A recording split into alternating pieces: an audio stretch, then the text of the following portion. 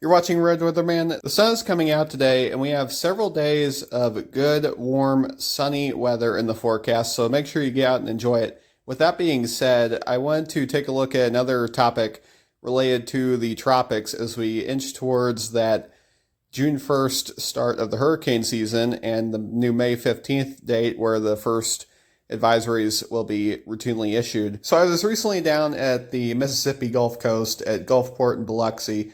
I noticed the water temperature was a little bit warmer than it typically is for this time of year, and I looked it up. It was about 73 that day.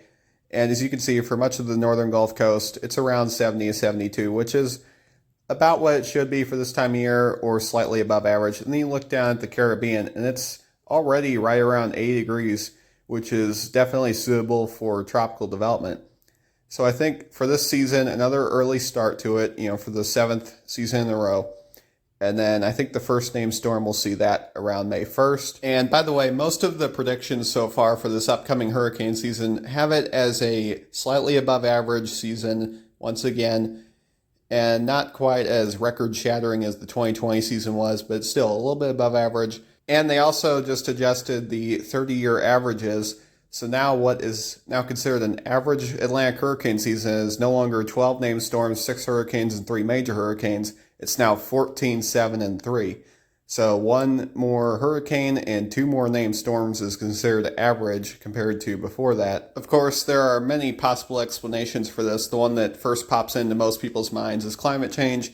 I think that if it was climate change, if that was the big reason for this, I think that you would see an uptick in the major hurricanes. I think it would probably go up to at least 4. Most of the climate change models that have been used to forecast what it would look like in, let's just say, 2050 have showed that instead of getting more of these short-lived tropical storms and hurricanes, you actually get less of those because of the increased wind shear that is expected to happen. And out of the hurricanes that do actually form, more of them are expected to make it to that stronger, more catastrophic zone that we know as major hurricanes. And that is the opposite of what you see here. In this scenario, you see more of the short-lived tropical storms and hurricanes, weaker ones, developing and forming. Most of the experts at the WMO, at NOAA, have stated that it's not necessarily because of climate change, but the main factor is just the advancements that we've made in technology over the second half of the 20th century. And as that stuff improves, we're able to spot more of these that were already out there before. We just didn't really know about them, but we know about them now. And that results in higher numbers going on the record books. Those things are already out there. We just didn't really know about them. There were likely probably already 14 named storms forming every year on average. We just didn't know about all of those.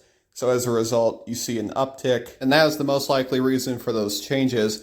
And that completes the video for today. If you found it informative, please give it a big thumbs up below and subscribe to the channel.